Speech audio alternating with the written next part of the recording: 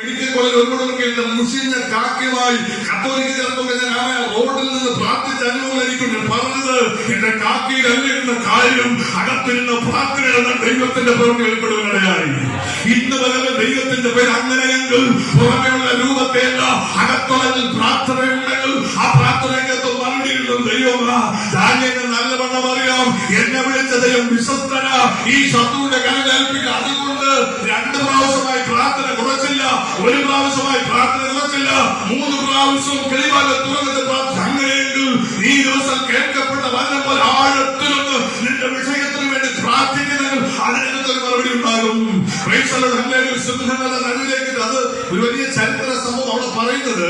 ഞാൻ സമയമില്ലാത്തത് പോലെ ദാരിയോസ് എന്ന രാജാവ് ബെൽഷസ്സർ മരണപ്പെടുമ്പോൾ 62 വയസ്സുള്ളവനായി ആമേസ്തോത്രം രാജത്വം ഏറ്റെടുത്ത് വെച്ച് 9-ാം അധ്യായത്തിന് ഒരു വാക്കുകൾ വായിച്ച് ചില കാര്യങ്ങൾ പറഞ്ഞ ഈ സമയത്ത് ഇനി പത്രത്തിലുണ്ട്. വേഗത്തിൽ വായിക്കട്ടെ. 9 ദാനിയേൽ 9:1 മുതൽ ഈ ദാരിയോസ് ആരെന്ന് നമുക്ക് നോക്കാം.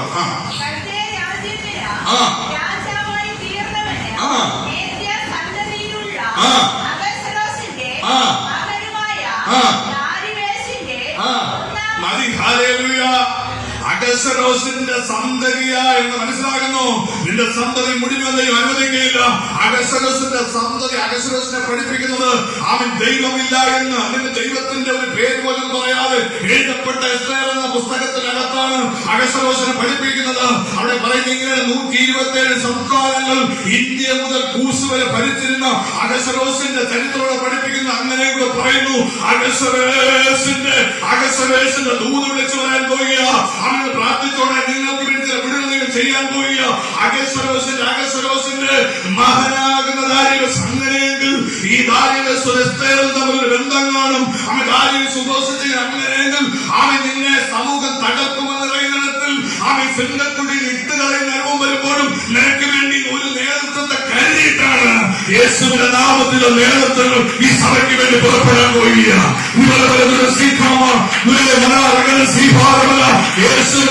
കണ്ടോ, ഇവർ സിംഹക്കുടിയിൽ വീണ്ടും മുമ്പായി ചരിത്രം മാറ്റി മറിച്ച് അഗസ്വരോസിനെ ദാനിയേലിന്റെ കൊണ്ടുവരികയാണ്.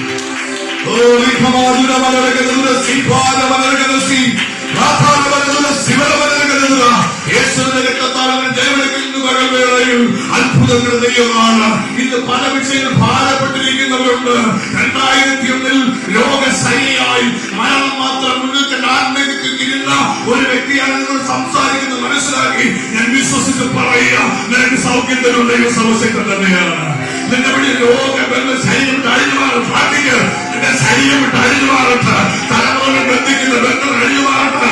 നിന്റെ ശരീരം വ്യാപരിക്കുന്ന ഡയബറ്റീസ്, പ്രഷർ, മറ്റുള്ള വ്യാധികളെ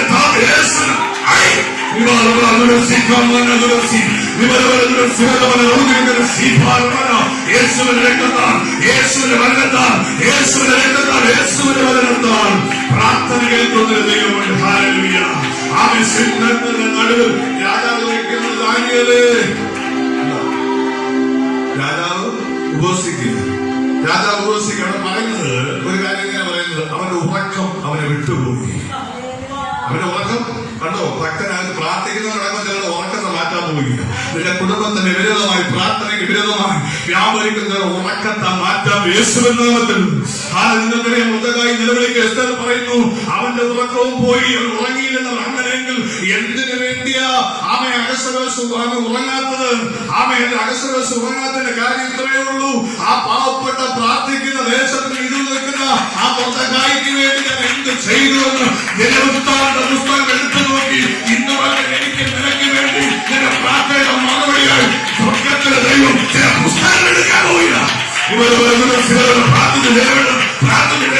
ആ പുസ്തകത്തിലോട്ട് സൗഖ്യം, ആ പുസ്തകത്തിലോട്ട് സാമ്പത്തികം, ആ പുസ്തകത്തിലോട്ട് നിവാരണം അവൻ എടുക്കാൻ പോയില്ല. എന്റെ ദൈവമേ, അവൻ അങ്ങയുടെ ദിനവൃത്താന്തങ്ങളുടെ പുസ്തകം എനിക്ക് വേണ്ടി തുറക്കുന്നത്, കഴിഞ്ഞ നാളുകൾ പ്രാർത്ഥിച്ചത്, കഴിഞ്ഞ ആരാധിച്ചത്, ദൈവത്തിന് കൊടുത്തതിനെല്ലാം ഒരു പ്രതിഫലം ആ പുസ്തകത്തിലാണ്. യേശുവിന്റെ നാമത്തിൽ, യേശുവിന്റെ നാമത്തിൽ. Hallelujah, hallelujah. യേശുവിന്റെ നാമത്തിൽ, യേശുവിന്റെ നാമത്തിൽ. ഒരു പാട്ടിന് ചില വരികൾ പാടി ഞാൻ വായിക്കാൻ 12-5 മിനിറ്റ് കൂടെ ഉണ്ട്. അവയെ സൗരി പാടിയ പാട്ടും കരയുന്ന കാക്കയ്ക്കും വയലിലെ റോസയ്ക്കും ഭക്ഷവും ഭംഗിയും നൽകുന്നവൻ കരയുന്ന കാക്കയ്ക്കും ഭക്ഷവും ഭംഗിയും നൽകുന്നവൻ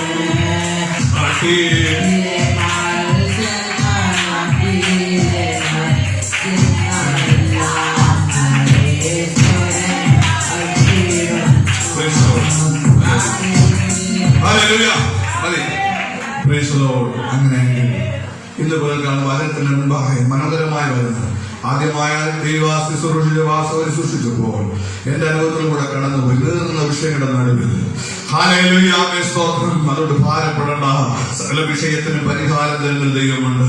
രണ്ടാമത് കേട്ട ആഴത്തിൽ ദിവസങ്ങളിൽ ഞാൻ ചിന്തിച്ചു, കർത്താവേ ഞാൻ എത്രത്തോളം ആഴത്തിൽ ഇടപെട്ടിട്ടുണ്ട്. അപ്പൊ എനിക്കൊരു കൃപാവനം നൽകി എത്രയോ രോഗികൾ സൗഖ്യമായി വടക്കേണ്ടിയത്.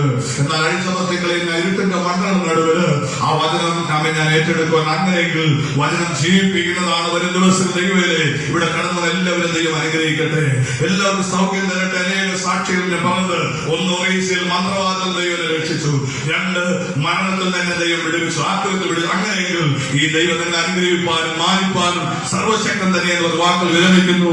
ദൈവം അനുഗ്രഹിക്കുന്ന ഇത്രയും സമയം ഒരിക്കലും ദൈവാസനെല്ലാം നന്ദി അറിയിക്കുന്നു. എന്റെ പ്രിയ സഹോദരൻ ഇനിയും കാണും, ഞാൻ വരുമില്ലെന്ന് എനിക്കറിഞ്ഞു. പക്ഷേ അമ്മ എനിക്ക് സമയം തന്നുകൊണ്ട് ചില ദൈവാസന്മാർ ഉണ്ടെന്നുള്ള സമയം പോയി നിങ്ങൾ ഭാരപ്പെടേണ്ട. എനിക്ക് വേണ്ടി നിങ്ങൾ പ്രാർത്ഥിക്കുക. എല്ലാവരും ദൈവം അനുഗ്രഹിക്കട്ടെ. God bless you.